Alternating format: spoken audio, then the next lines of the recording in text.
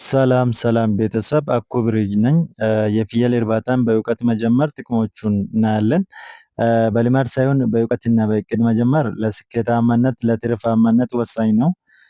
ዋና ዋና ጥቅሞቹ ለአካባቢ የሚስማማና ቶሎ የሚወልድ ዝርያ መለየት ኪሳራ መቀነስ ነው።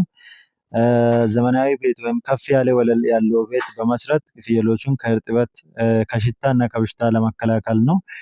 ሌላ የተመጣጠነ መኖ በአካባቢ የሚገኙ ግብዓቶች አነስተኛ ወጪ ያለውን ለፍየል እድገት የሚስማማ መኖ ማዘጋጀት ነው። ሌላ የጤና ቁጥጥር ነው። ክትባትን ጊዜ ጠብቆ በመከተብ በሽታን ቀድሞ በመለየት ፍየሎቹን ሞት መቀነስ ነው። ሌላ ጥራት ያለው ስነ ተዋልዶ ነው። ዝርያ እንዳይቀላቀል በመከላከል ጥራት ያላቸው ግልገሎችን ለማግኘት ይረዳል። ሌላ የገበያ ትስስር ነው። ወቅታዊ ገበያን ወይም በዓላትን መሰረት በማድረግ ማድለብና ከፍተኛ ትርፍ ለማግኘት ነው የሚረዳ።